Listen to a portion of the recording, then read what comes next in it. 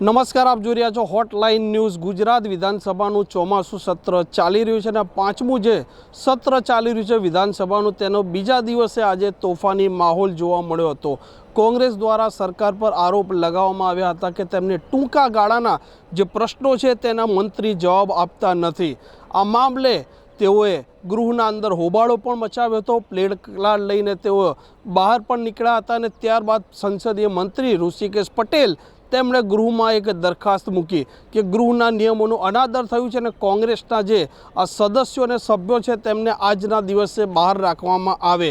આજે તેમની દરખાસ્ત હતી તેને ગૃહ રાજ્યમંત્રી હર્ષ સંઘવીએ ટેકો આપ્યો હતો અને અધ્યક્ષ જે શંકર ચૌધરી તેમણે પણ ટિપ્પણી કરી હતી કે કોંગ્રેસના જે ધારાસભ્યો છે તેમને નામજોગ વારંવાર ટોક્યા હતા અને ગૃહમાં આવી રીતે વિરોધ ન કરી શકાય તેવી પણ તેમણે વાત કરી હતી।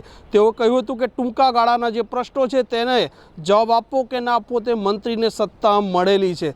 ત્યારબાદ કોંગ્રેસના ધારાસભ્યોએ વોકઆઉટ કર્યો અને જે ઋષિકેશ પટેલે જે દરખાસ્ત મૂકી હતી તેને લઈને અધ્યક્ષ શંકર ચૌધરીએ દરેક સભ્ય પાસે તેમની જે શું કહેવું છે તે જાણવાનો વાત કરી હતી અને ત્યારબાદ જે ભારતીય જનતા પાર્ટીના 161 ધારાસભ્ય છે તેમણે એક સાથે તેઓને આજના દિવસે કોંગ્રેસના ધારાસભ્યોને બહાર રાખવામાં આવે તેવું બહુમતી સાથે આ દરખાસ્ત મંજૂર થઈ હતી। કોંગ્રેસના ધારાસભ્યોને આજે બીજા દિવસે સસ્પેન્ડ કરવામાં આવે છે અને ત્યારબાદ કોંગ્રેસના ધારાસભ્ય અમિત ચાવડા સહિત બીજા ધારાસભ્યોએ પ્રદર્શન સાથે શું કહ્યું છે તે આપ સાંભળો।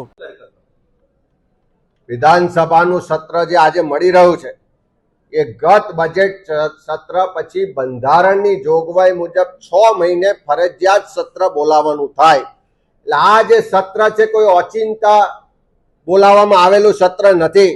આ સત્ર બંધારણની જોગવાઈ મુજબ 6 મહિનાની સમય મર્યાદામાં બોલાવવામાં આવેલું સત્ર છે। અમે 30/7 મુખ્યમંત્રીને સ્પીકરને પત્ર લખ્યો હતો કે બંધારણની જોગવાઈ મુજબ જ્યારે સત્ર બોલાવો છો તો 21 દિવસ પહેલા એની જાહેરાત કરો જેથી કરીને સભ્યો તારાંકિત પ્રશ્નો કરી શકે। પણ આ ચર્ચાથી ભાગતી ભ્રષ્ટાચાર છુપાવતી સરકારે 21 દિવસ પહેલા સત્રની જાહેરાત ના કરી અને થોડા દિવસની નોટિસથી જાહેરાત કરી જેથી કરીને આ ચૂંટાયેલા પ્રતિનિધિઓ તારાંકિત પ્રશ્નો ના કરી શકે। ટૂંકી મુદતનો પ્રશ્ન પૂછવો પડે। એ ટૂંકી મુદતના પ્રશ્નોમાં પણ અધ્યક્ષશ્રી કે સરકાર કહે છે જરા હિસાબ આંકડા જોશો તો ભાજપ કરતા કોંગ્રેસના પ્રશ્નો વધારે પૂછાયેલા છે અને આમાં કોઈ પ્રોરેટા હોતો નથી। દરેક સભ્યએ 3 પ્રશ્નો પૂછવાની એની મર્યાદા છે। એ 3 પ્રશ્નો પૂછાય, વધારે પ્રશ્નો હોય તો એનો ડ્રો થાય છે। ડ્રોમાં જેનો નંબર આવે એ મુજબ એની ચર્ચા થાય છે અને 1 કલાકનો પ્રશ્નોત્તરીનો સમય હોય છે। આજે 1 કલાકનો પ્રશ્નોત્તરીનો સમય હોય અને ફક્ત 2 પ્રશ્નો દાખલ થાય અને એ પણ ભાજપની વાહવાહી કરવા વાળા ભાજપના જ સભ્યોના પ્રશ્નો દાખલ થાય। અમારી પાસે પૂરતા પુરાવા છે કે પૂરતી સંખ્યામાં નિયમની જોગવાઈ મુજબ ચોક્કસ સમય મર્યાદામાં તાકીદના અગત્યના પ્રશ્નો અમે પૂછેલા છે।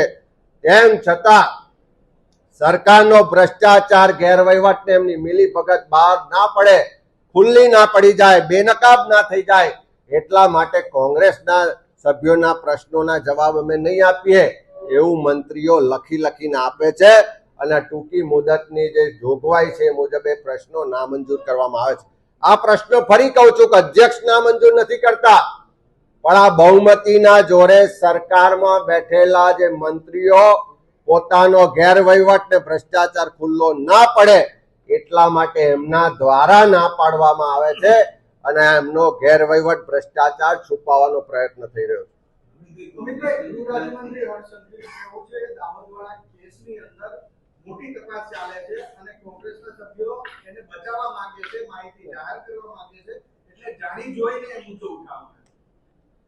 આ તો ચોર જ કોટવાલને દંડે એવી વાત છે।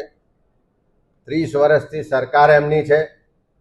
દાહોદમાં હોય, રાજકોટમાં હોય કે આખા ગુજરાતમાં ગમે તેટલા કૌભાંડ ચાલે છે, ગેરવહીવટ ને ભ્રષ્ટાચાર ચાલે છે, બધાના છેડા ભારતીય જનતા પાર્ટીના લોકોને શું કામ મળે છે?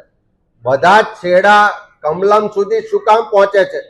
શું કામ પેલા ડ્રગ્સના પેડલરોના ફોટા એ ગૃહમંત્રી કે ભાજપના પ્રદેશ પ્રમુખ ની સાથે જ આવે છે. આ દાહોદના પ્રકરણમાં પણ તપાસ થશે તો ભાજપના મોટા નેતાઓ જ બહાર આવવાના છે. પણ આ તપાસના બહાના હેઠળ જે કરોડો રૂપિયાનો ભ્રષ્ટાચાર થયો છે, કૌભાંડ થયો છે, તમે વિચારો તો ખરા. નકલી કચેરીઓ પકડાય, નકલી અધિકારીઓ પકડાય, નકલી ધારાસભ્ય, નકલી પીએ પકડાય, નકલી ટોલ નાકા પકડાય. હવે તો કલેક્ટરની સહી સિક્કા વાળા નકલી બિન ખેતીના ઓર્ડરો થયા અને એક બે નહીં, અનેક ઓર્ડરો થયા. એ જમીનોની કિંમત ગણો તો લગભગ 3000 કરોડની જમીનના એ ઓર્ડરો થયા છે. તો શું કામ વિધાનસભામાં ચર્ચા નથી કરતા? અમે ક્યાં કોઈના નામજોગ પ્રશ્ન પૂછ્યો છે?